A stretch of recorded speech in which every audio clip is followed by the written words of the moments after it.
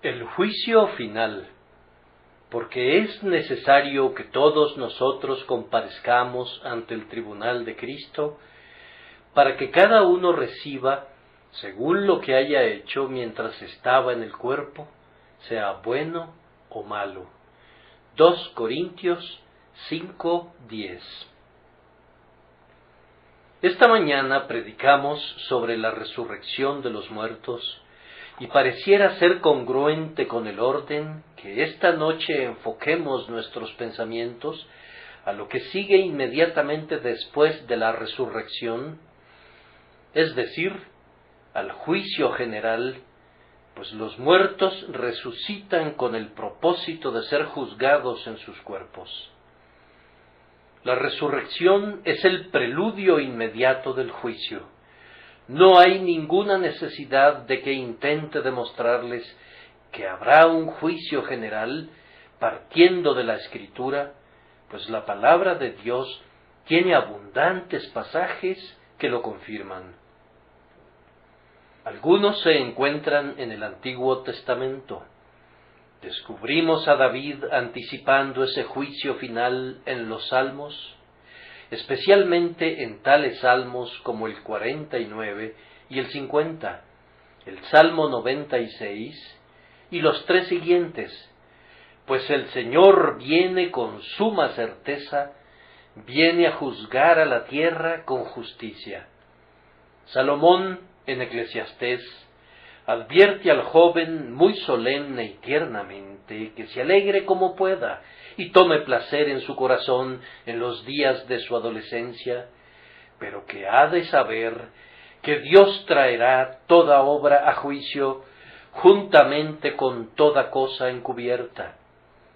Daniel, en las visiones de noche, mira al Hijo del Hombre venir sobre las nubes del cielo y acercarse delante del anciano de días, y luego lo mira sentarse sobre el trono del juicio, y ve que las naciones son congregadas delante de él.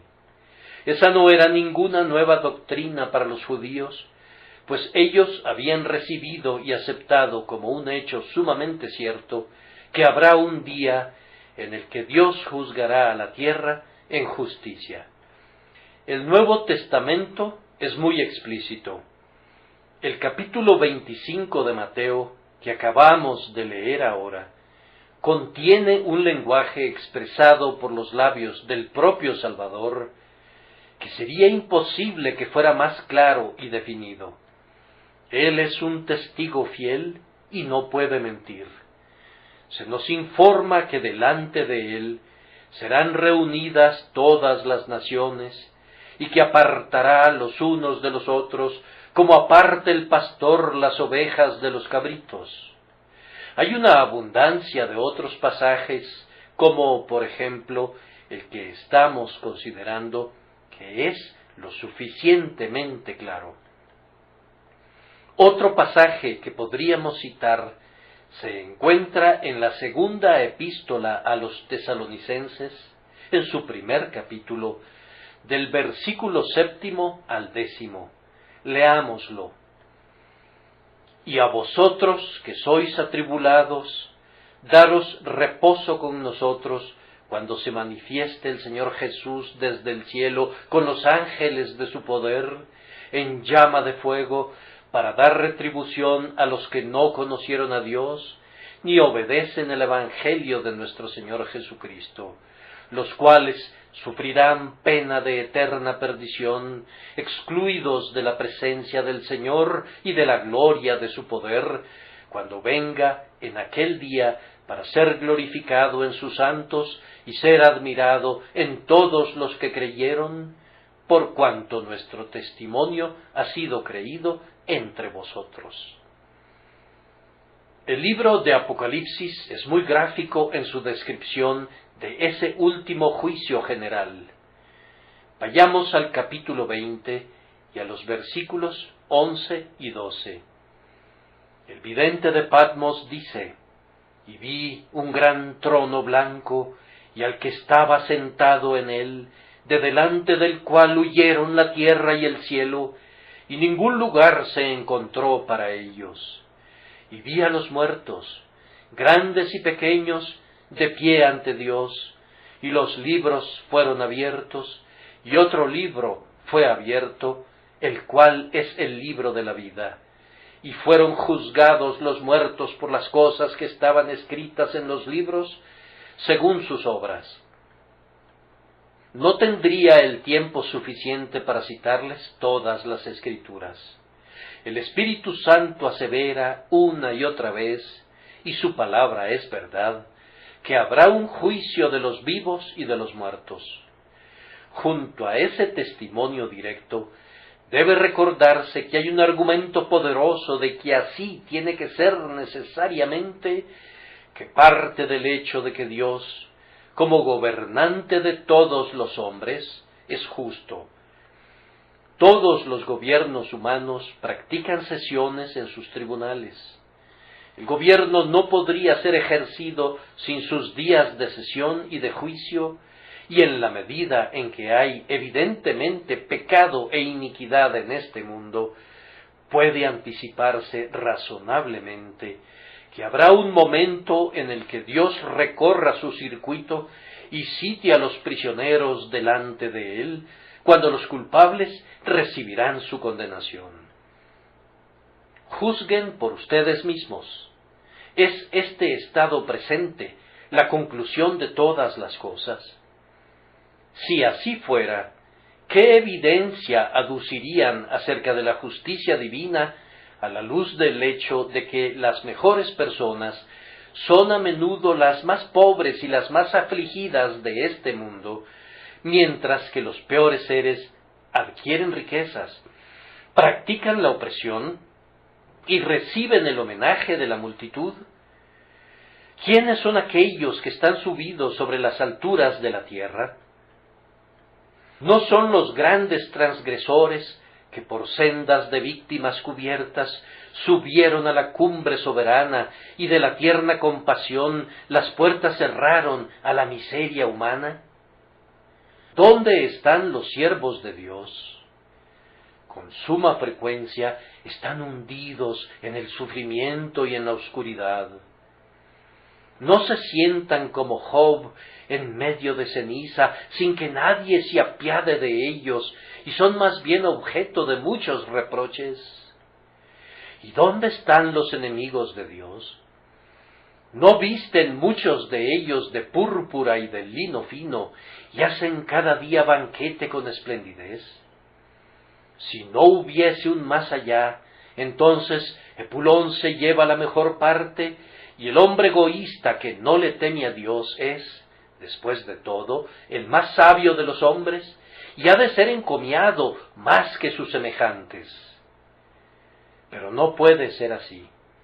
Nuestro sentido común se revela ante ese pensamiento. Tiene que haber otro estado en el que sean rectificadas todas esas anomalías. Si en esta vida solamente esperamos en Cristo, somos los más dignos de conmiseración de todos los hombres, dice el apóstol. Los mejores hombres fueron conducidos a los peores infortunios en los tiempos de persecución por ser siervos de Dios. ¿Cómo afirmas entonces, finis coronat opus, el fin corona la obra? Eso no podría ser el desenlace final de la vida, o de lo contrario, la justicia misma se vería frustrada. Tiene que haber una restitución para aquellos que sufren injustamente y tiene que haber un castigo para el inicuo y el opresor. No sólo puede afirmarse esto a partir de un sentido general de justicia, sino que en la conciencia de la mayoría de los hombres, si no es que en todos, hay un asentimiento para ese hecho.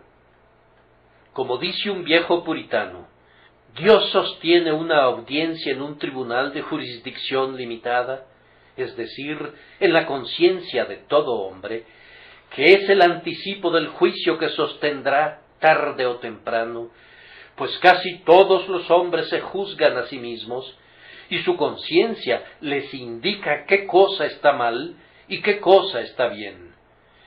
Digo casi todos, porque pareciera que hay en esta generación una raza de hombres que han atrofiado de tal manera a su conciencia, que la chispa pareciera haberse apagado, y entonces toman lo amargo por dulce y lo dulce por amargo. Parecieran aprobar la mentira, pero no reconocen a la verdad. Pero si dejan en paz a la conciencia y no la atrofian, verán que da testimonio de que hay un juez de toda la tierra que ha de hacer lo que es justo. Ahora, ese es peculiarmente el caso cuando se le da rienda suelta a la conciencia. Los hombres que están ocupados con su trabajo o que están entretenidos con sus placeres mantienen a menudo tranquilas a sus conciencias. Tal como lo expresa John Bunyan, encierran a la señora conciencia, ciegan sus ventanas, ponen barricadas contra sus puertas, y en cuanto a la gran campana ubicada sobre el techo de la casa que la vieja dama estaba habituada a repicar, le cortan la cuerda al badajo para que ella ya no pueda alcanzarlo, pues no desean que perturbe a la ciudad de alma humana. Pero cuando llega la muerte, sucede con frecuencia que la señora conciencia escapa de su prisión, y entonces les garantizo que hará un barullo tal que no habrá ni una sola cabeza que duerma en toda alma humana. Conciencia dará voces y se vengará por su obligado silencio, y hará saber al hombre que hay algo en su interior que no está muerto, que grita todavía pidiendo justicia, y que el pecado no puede quedar sin castigo. Entonces tiene que haber un juicio. La Escritura lo asevera, y eso nos basta, pero por vía de evidencia colateral, el orden natural de las cosas así lo requiere, y la conciencia lo atestigua. Ahora vamos a considerar lo que dice nuestro texto acerca del juicio. Les ruego, hermanos, que me perdonen si hablara fríamente esta noche sobre esta verdad tan trascendental, o si dejara de captar su atención y de agitar sus más profundas emociones, y que Dios me perdone, pues tendré una buena razón para pedir su perdón, viendo que si hay un tópico que debería despertar a celo al predicador por el honor de su Señor y por el bienestar de sus semejantes, y conducirlo a ser doblemente denodado, es este precisamente. Pero permítanme decirles también que si hubo alguna vez un tema muy independiente del predicador que por sus propios méritos debería invitar a la reflexión de ustedes, es el que ahora les presento. No siento ninguna necesidad de recurrir a la oratoria o a un lenguaje rebuscado. La simple mención del hecho de que ese juicio es inminente y que tendrá lugar antes de que pase mucho tiempo, debería dejarlos en silencio y sin aliento, debería paralizar los latidos de su pulso y debería ahogar la expresión de mis labios. Su certeza, su realidad, sus concomitantes terrores y la imposibilidad de escapar de él, todo eso apela a nosotros ahora y exige nuestra vigilancia. Ahora les pregunto, ¿quién o quiénes tendrán que comparecer delante del trono del juicio? La respuesta es clara y no admite ninguna exención. Es necesario que todos nosotros comparezcamos ante el tribunal de Cristo. Esto es muy decisivo, incluso si no existiera ningún otro texto. Todos nosotros debemos comparecer, es decir, cada uno de los miembros de la raza humana. Todos nosotros debemos comparecer. Y es muy claro que los piadosos no estarán exentos de esta comparecencia, pues el apóstol le está hablando aquí a los cristianos. Pablo dice, por la fe andamos, no por vista. Nosotros confiamos, procuramos, y así sucesivamente, y luego se expresa así, es necesario que todos nosotros comparezcamos. de tal manera que, además de todos los demás, es un hecho que todos los cristianos deben comparecer allí. El texto es sumamente concluyente sobre ese punto, y si no tuviéramos este texto, contamos con el pasaje de Mateo que acabamos de leer, en el que las ovejas son convocadas allí tan verdaderamente como lo son los cabritos, y también con el pasaje de Apocalipsis, donde todos los muertos son juzgados de acuerdo a las cosas que están escritas en los libros. Todos ellos están allí. Y si alguien presentase esta objeción, nosotros creíamos que debido a que los pecados de los justos fueron perdonados y fueron borrados para siempre, no tendrían que presentarse a juicio nunca. Solo tenemos que recordarles, amados, que si son perdonados y borrados, como indudablemente lo son, los justos no tienen ningún motivo para temerle al juicio.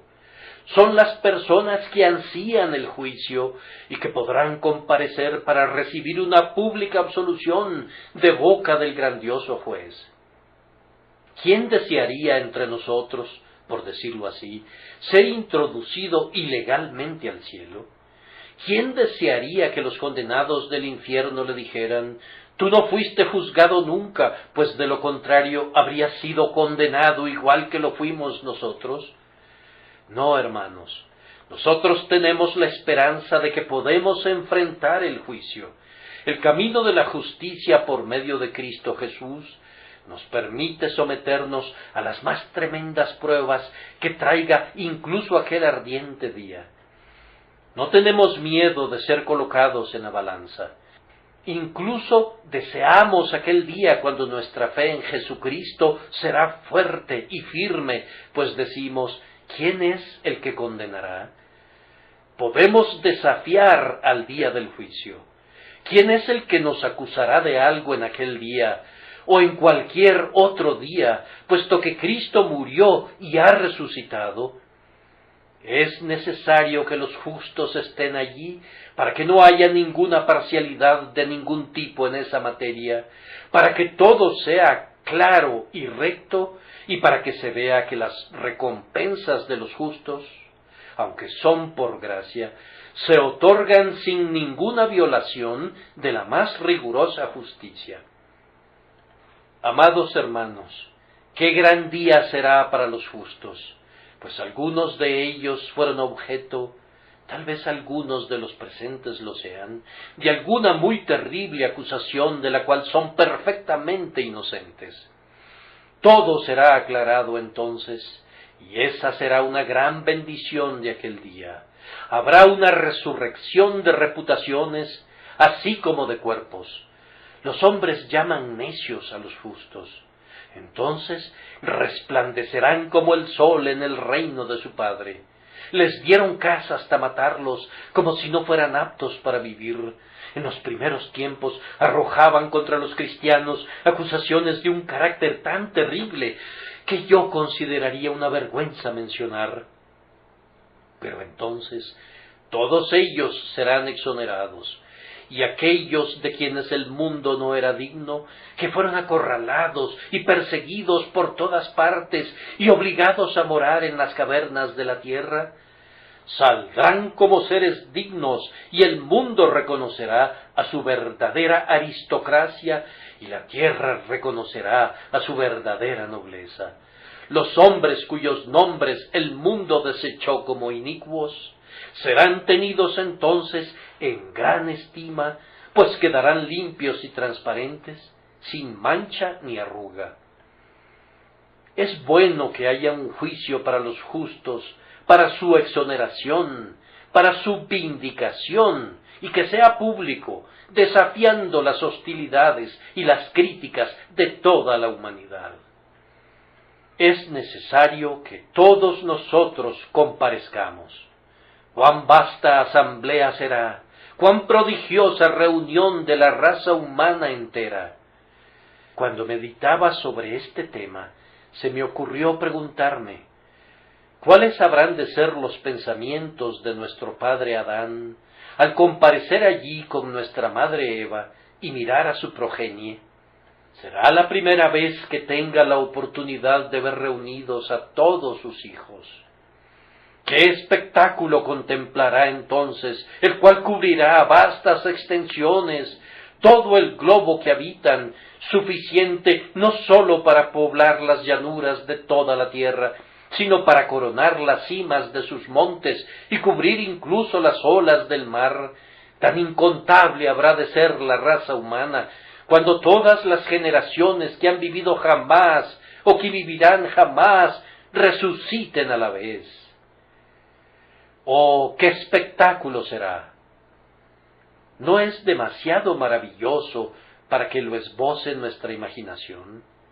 Sin embargo, es muy cierto que la asamblea será convocada y que el espectáculo será contemplado. Cada uno de los seres antediluvianos, cada uno de los seres de los días de los patriarcas, de los tiempos de David, del reino de Babilonia, todas las legiones de Asiria, todas las huestes de Persia, todas las falanges de Grecia, todos los vastos ejércitos y las legiones de Roma, los bárbaros, los escitas, los esclavos, los libres, hombres de todo color y de toda lengua, estarán presentes en aquel gran día delante del tribunal de Cristo. Allá vienen los reyes que no son más grandes que los hombres a quienes llaman sus vasallos. Allá vienen los príncipes que se han quitado sus diademas, pues deben comparecer como seres humanos comunes. Acá vienen los jueces para ser ellos mismos juzgados, y también los abogados y los legistas, que ahora necesitan un defensor para su propio caso. Aquí vienen aquellos que se consideraban demasiado buenos y que acaparaban toda la calle para sí. Allí están los fariseos, recibiendo los empellones de los publicanos a sus costados y reducidos al mismo nivel natural que ellos. Observen a los campesinos que se levantan del suelo, vean a las pululantes miríadas que vienen para comparecer desde las afueras de las grandes ciudades, incontables huestes que ni Alejandro ni Napoleón contemplaron jamás. Vean cómo el siervo es tan grande como su Señor. Ahora se proclama libertad, igualdad, fraternidad. Ni los reyes, ni los príncipes, ni los nobles pueden refugiarse detrás de su orden, ni afirmar algún privilegio o reclamar alguna inmunidad. Iguales, sobre un nivel común, comparecen todos juntos para ser juzgados por el último y terrible tribunal. Vendrán los malvados de todo tipo. El altivo faraón estará allí, Sennacherib el arrogante, Herodes que hubiera querido aniquilar a los infantes, Judas que traicionó a su maestro, Demas que le vendió por oro y Pilato que gustosamente se habría querido lavar las manos en inocencia. La larga lista de los infalibles, la sucesión completa de los papas, vendrá para recibir su condenación de manos del Todopoderoso, y también los sacerdotes que pisotearon los cuellos de las naciones, y los tiranos que usaron a los sacerdotes como sus instrumentos. Todos ellos vendrán para recibir las descargas de los rayos de Dios que tan ricamente merecen. ¡Oh, qué escena será esa! Estos grupitos, que nos parecen muy imponentes cuando se congregan bajo este techo, se encogen y se vuelven como una gota dentro de una cubeta, comparados con el océano de vida que se henchirá en torno al trono en el día del último gran juicio. Todos ellos estarán allí. Ahora, el pensamiento más importante para mí, vinculado con esto, es que yo estaré allí. Para ustedes, jóvenes, es que ustedes estarán allí.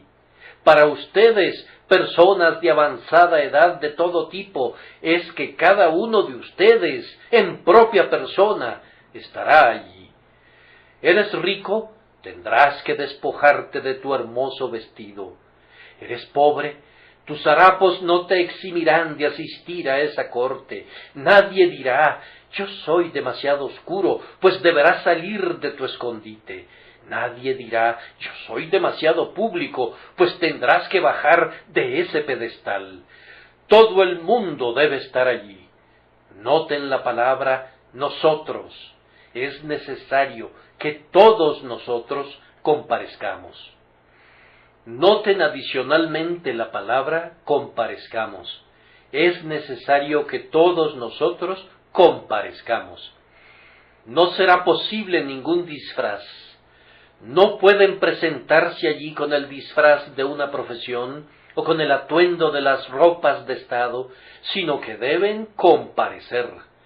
Debemos ser vistos claramente, debemos ser exhibidos, debemos ser revelados.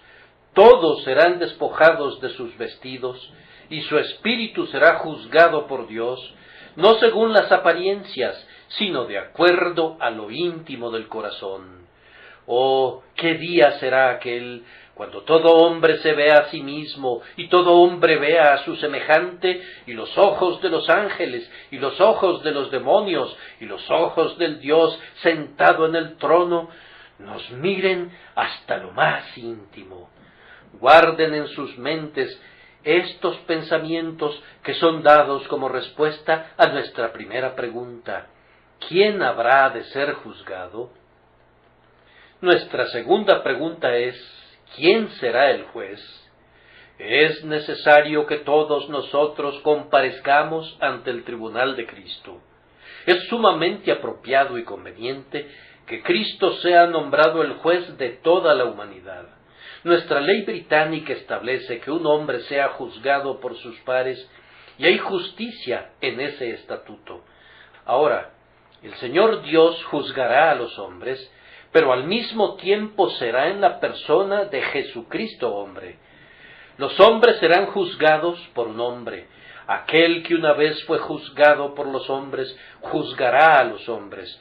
Jesús conoce lo que es el hombre. Él mismo ha estado en profunda humildad bajo la ley, y es ordenado para administrar la ley con excelsa autoridad.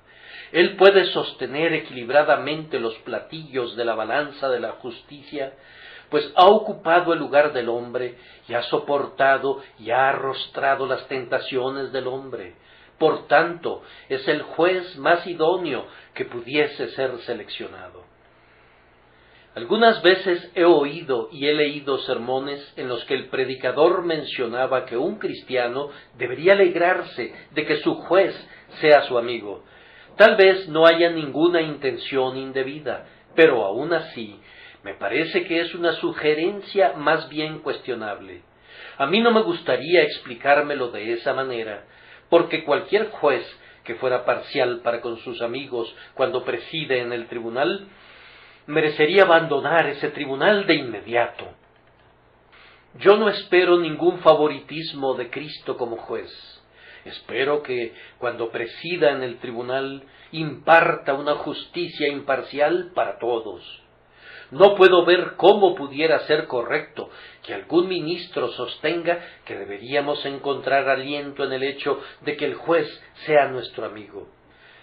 Amigo o no amigo, cada uno de nosotros comparecerá para recibir un juicio justo, y Cristo no hará acepción de personas. No se dirá de aquel a quien Dios ha designado para juzgar al mundo, cuando la sesión del juicio concluya, que hizo caso omiso de los crímenes de algunos, o que los atenuó, mientras que investigó a fondo las fallas de otros y las condenó. Será justo y recto en todo momento. Él es nuestro amigo, les concedo eso, y será nuestro amigo y salvador eternamente, pero debemos asirnos al pensamiento, y debemos creerlo y sostenerlo, que como juez será imparcial para con todos los hijos de los hombres. Amigo, tú tendrás un juicio justo. Aquel que te ha de juzgar no tomará partido contra ti. Algunas veces hemos pensado que los hombres han sido protegidos del castigo que merecían porque pertenecían a alguna cierta profesión clerical, o porque ocupaban alguna cierta posición oficial. Un pobre obrero que mata a su esposa será ahorcado indefectiblemente, pero cuando otro hombre de una condición superior realiza un acto semejante de violencia y mancha sus manos con la sangre de la mujer a quien ha jurado amar y apreciar, la pena capital no será ejecutada contra él. Por todas partes vemos en el mundo que, con las mejores intenciones, de alguna manera u otra, la justicia se tuerce un poco. Incluso en este país se da la más ligera inclinación posible de la balanza, y que Dios nos conceda que eso pueda remediarse pronto. No creo que sea intencional. Yo espero que la nación no tenga que quejarse de eso por largo tiempo. Tiene que haber la misma justicia para el mendigo más pobre que se arrastra hasta un albergue temporal, como por su señoría, que es propietario del mayor número de acres en toda Inglaterra. Ante la ley, al menos, todos los hombres deben comparecer como iguales. Así será con el juez de toda la tierra. Fiat justitia, ruat celum. Hágase justicia, aunque se desplome el cielo. Cristo sostendrá a toda costa las balanzas equilibradas. Tú tendrás un juicio justo y también un juicio exhaustivo. No habrá ningún ocultamiento de nada a tu favor, y no se quedará sin mencionar nada en tu contra.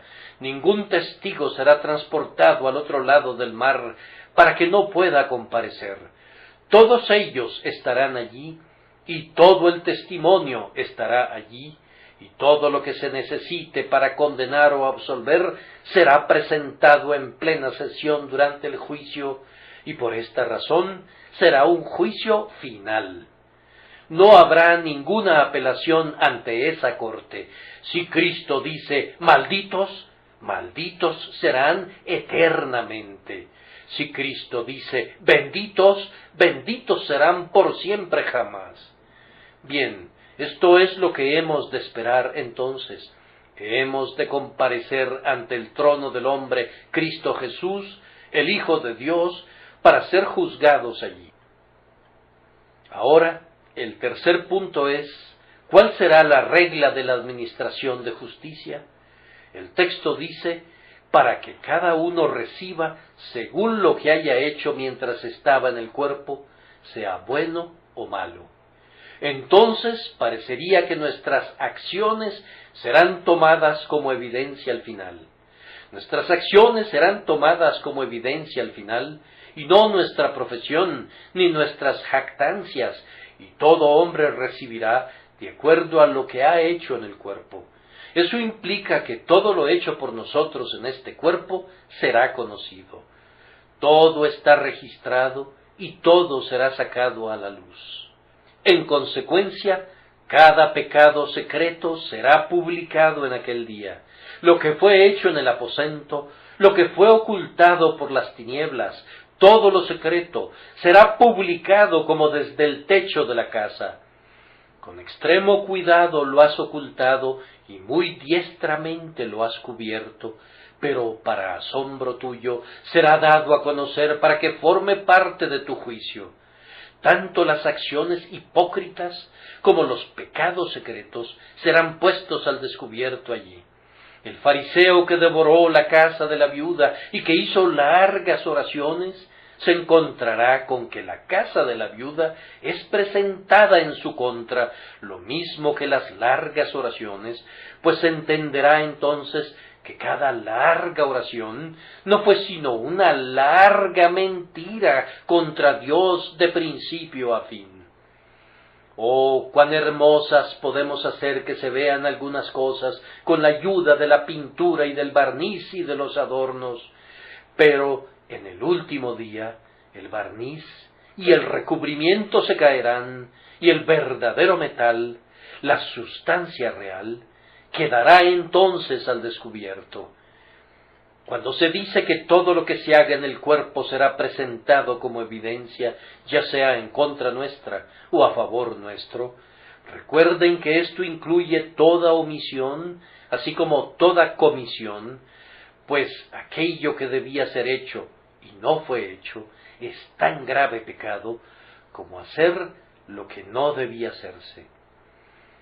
Cuando leíamos el capítulo 25 de Mateo, notaron cómo los que estaban a la izquierda fueron condenados, no por lo que hicieron, sino por lo que no hicieron. Tuve hambre y no me disteis de comer. Tuve sed y no me disteis de beber. Según esta regla, ¿dónde se encuentran algunos de ustedes que han vivido en el descuido de la santidad, y en el descuido de la fe, y en el descuido del arrepentimiento delante de Dios a lo largo de todos sus días? Considérenlo, se los ruego. Recuerden también que todas nuestras palabras saldrán a relucir. De cada palabra ociosa que hable el hombre tendrá que rendir cuentas, y de todos nuestros pensamientos también, pues los pensamientos subyacen en el fondo de nuestras acciones y les dan el verdadero color, bueno o malo. Nuestros motivos, nuestros pecados del corazón, y especialmente nuestro odio a Cristo, nuestro descuido del Evangelio, nuestra incredulidad, todas esas cosas serán leídas en voz alta y serán publicadas sin reservas. Bien, dirá alguien, ¿quién pues podrá ser salvo? Ah, en verdad, ¿quién pues podrá ser salvo? Permíteme decirte quién. Pasarán al frente aquellos que creyeron en Jesús, y aunque tienen muchos pecados ante los cuales confesarse culpables, serán capaces de decir: grandioso Dios, tú proveíste un sustituto para nosotros, y tú dijiste que si lo aceptábamos, sería nuestro sustituto y tomaría sobre sí nuestros pecados, y nosotros en verdad lo aceptamos, y nuestros pecados fueron puestos sobre él, y ahora no tenemos ningún pecado. Fueron transferidos de nosotros hacia el grandioso Salvador, sustituto y sacrificio. Y en aquel día no habrá nadie que pudiera poner algún reparo contra ese argumento. Será válido, pues Dios ha dicho: todo aquel que crea en Cristo Jesús no será condenado nunca. Entonces serán presentadas las acciones de los justos, las acciones de gracia, para demostrar que tuvieron fe, pues la fe que no se manifiesta nunca mediante buenas obras es una fe muerta, y es una fe que nunca salvará a ningún alma. Ahora, si el ladrón moribundo fuera presentado, diría: mis pecados fueron puestos sobre Jesús. Sí, pero ¿qué hay de tus buenas obras? Tú tienes que tener alguna evidencia de tu fe, podría replicar Satanás. Entonces el ángel registrador diría: el ladrón moribundo le dijo a su compañero ladrón que estaba muriendo con él: ¿por qué razón maldices? En sus últimos momentos hizo lo que pudo. Censuró al ladrón que moría con él e hizo una buena confesión de su Señor. Allí tenemos la evidencia de la sinceridad de su fe. Amado oyente, ¿habrá alguna evidencia de la sinceridad de tu fe? Si tu fe no tuviera ninguna evidencia delante del Señor, ¿qué harás? Supón que pensaste que tenías una fe, pero continuaste bebiendo. Supón que hiciste lo que yo sé que han hecho algunos aquí, que fuiste directo de aquí a la cantina. O suponte que te uniste a la iglesia cristiana, pero seguiste siendo un borracho. Sí, y hay mujeres que han hecho eso igual que también hombres. Supón que profesaste tener fe en Cristo y sin embargo hiciste trampa con tus pesas y medidas y en tus tratos rutinarios. ¿Piensas que Dios no requerirá estas cosas de tus manos? Oh, señores, si no fueran mejores que otros hombres en su conducta, entonces no son mejores que otros hombres en su carácter, y no estarán mejor que otros hombres en el día del juicio. Si sus acciones no fueran superiores a las de ellos, pueden profesar lo que quieran acerca de su fe, pero están engañados, y como engañadores serán descubiertos en el último gran día. Si la gracia no nos hace diferir de otros hombres, no se trata de la gracia que Dios da a sus elegidos. Aunque nosotros no somos perfectos, todos los santos de Dios mantienen sus ojos fijos en la gran norma de perfección y con un fuerte deseo procuran caminar como es digno de su supremo llamamiento de Dios y realizar obras que demuestren que aman a Dios. Y si no tenemos esas señales que se dan con la fe, o si no son introducidas como evidencia para nosotros en el último gran día, no seremos capaces de demostrar nuestra fe. Oh, ustedes que no tienen ninguna fe en Cristo, ninguna fe en Jesús, el sustituto, esa terrible negativa, esa traicionera incredulidad suya, será un pecado condenatorio contra ustedes. Será una prueba contundente de que odiaron a Dios, pues un hombre que desprecia los consejos de Dios, que no presta atención a su reproche, que escarnece su gracia y que reta la venganza de aquel que le señala la vía de escape y el sendero que conduce a la vida, es alguien que debe odiar a Dios. El que no quiere ser salvado por la misericordia de Dios, demuestra que odia al Dios de la misericordia.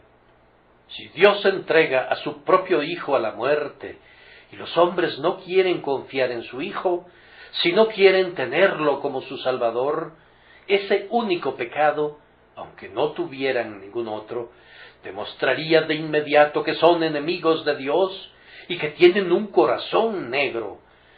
Pero si tu fe está en Jesús, si amas a Jesús, si tu corazón está con Jesús, si tu vida es influenciada por Jesús, si tú lo conviertes en tu ejemplo, así como también en tu Salvador, habrá evidencia a tu favor, aunque tú no puedas verla. Pues noten estas agraciadas cosas. Cuando la evidencia fue presentada y Cristo dijo, tuve hambre y me disteis de comer, tuve sed y me disteis de beber, ellos dijeron, oh Señor, nunca nos dimos cuenta de eso. Si alguien se pusiera de pie aquí y dijera, yo cuento con una abundante evidencia para demostrar mi fe, yo le replicaría, cállate la boca, amigo, cállate la boca. Me temo que no tienes fe del todo, pues de lo contrario no estarías hablando acerca de tu evidencia. Pero si dices, oh, yo me temo que no tengo la evidencia que me pondrá en una buena posición al final, pero si a la vez has estado alimentando a los hambrientos todo el tiempo, y vistiendo a los desnudos, y haciendo todo lo que puedes por Cristo, yo te diría que no tengas miedo. El Maestro encontrará testigos que digan, ese hombre me socorrió cuando yo estaba sumido en la pobreza. Él sabía que yo era uno de los de Cristo, y vino y me ayudó. Y otro vendrá y dirá, tal vez sea un ángel quien lo diga, lo vi cuando estaba solo en su aposento y lo oí orar por sus enemigos. Y el Señor dirá, leí en su corazón cuando contemplé cómo aguantó el reproche y la calumnia y la persecución, y se quedaba sin responder por mi causa. Él hizo todo eso como evidencia de que mi gracia estaba en su corazón.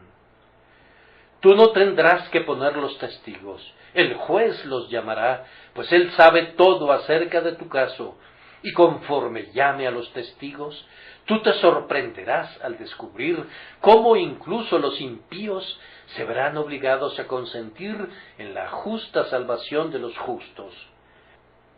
Oh, los actos secretos y la verdadera sinceridad del corazón de los justos, cuando sean manifestados así, ¿cómo provocarán que los diablos se muerdan su lengua, llenos de ira al pensar que hubo tanta gracia dada a los hijos de los hombres para derrotar a la persecución, vencer a la tentación y seguir en obediencia al Señor? Oh, sí, las obras de los hombres y no su habladuría, ni su profesión, ni su plática, sino sus obras, aunque nadie será salvado por los méritos de sus obras. Sus obras serán la evidencia de su gracia, o sus obras serán la evidencia de su incredulidad. Y así, por sus obras se sostendrán delante del Señor, o por sus obras serán condenados como evidencia y nada más. El último punto es ahora, ¿cuál es el propósito de ese juicio? Se impartirá una sentencia absolutoria o condenatoria y después todo habrá concluido. Lejos de eso, el juicio es con miras al más allá, para que cada uno reciba según lo que haya hecho mientras estaba en el cuerpo. El Señor concederá a su pueblo una abundante recompensa por todo lo que han hecho. No es que merezcan ninguna recompensa, sino que primero Dios les dio gracia para hacer buenas obras, y luego tomó sus buenas obras como evidencia de un corazón renovado, y después les dio una recompensa por lo que hicieron. Oh, qué bienaventuranza será oír que se te diga: bien, buen siervo y fiel, a ti que has trabajado para Cristo cuando nadie lo sabía, descubrir que Cristo te tomó todo en cuenta, a ti que serviste al Señor a pesar de ser tergiversado, descubrir que el Señor Jesús apartó el tamo del trigo sabiendo que tú eras alguien precioso para Él. Oh, qué bienaventuranza será para ti que entonces Él te diga: entra en el gozo de tu Señor. Pero para los impíos será muy terrible. Ellos han de recibir las cosas que han hecho, es decir, el castigo debido, aunque no todos de igual manera, sino el mayor pecador recibirá mayor condenación. Para el hombre que pecó contra la luz, habrá una mayor condenación que para el hombre que no tuvo la misma luz. Sodoma y Gomorra tendrán su lugar, Tiro y Sidón tendrán su lugar, y luego Capernaum y Betsaida tendrán su lugar de más intolerable tormento, porque tenían el Evangelio y lo rechazaron, según nos informa nuestro propio Señor. Y el castigo no sólo será aplicado en proporción a la transgresión en sí misma, sino que se acrecentará con las inicuas consecuencias generadas por los inicuos actos realizados, ya que cada hombre habrá de comer el fruto de sus propios caminos. El pecado, según el orden natural, madura en aflicción. Esto no es un ciego destino, sino que es la operación de una ley divina, sabia e invariable. Oh, cuán terrible será para el hombre malicioso tener que roer eternamente su propio corazón envidioso y descubrir que su malicia se le revierte tal como los pájaros vienen a casa para anidar y ulular para siempre en su propia alma. Cuán terrible será para el hombre lascivo sentir la lascivia ardiendo en cada vena, aunque nunca puede gratificarla. Cuán terrible será para el borracho tener una sed que ni siquiera una gota de agua puede apaciguar, y para el glotón que hacía cada día banquete con esplendidez, estar hambriento perpetuamente. Cuán terrible será para el alma que ha sido iracunda, ser iracunda para siempre, con el fuego de la ira ardiendo eternamente como un volcán en su alma. Y para el rebelde contra Dios, ser sempiternamente un rebelde y maldecir a Dios a quien no puede tocar y descubrir que sus maldiciones se revierten sobre él. No hay peor castigo para un hombre con una disposición pecaminosa que gratificar sus lascivias, saciar sus perversas propensiones y multiplicar y engordar sus vicios. Dejen que los hombres se desarrollen y sean lo que quieran ser, y luego vean en qué se convierten. Supriman a los policías en algunas partes de Londres y denles a las gentes dinero en abundancia y déjenlas hacer lo que quieran. Entonces se enterarían que el sábado pasado hubo media docena de cráneos fracturados y que las esposas y los hijos estuvieron involucrados en una reyerta general. Mantengan juntas a esas personas.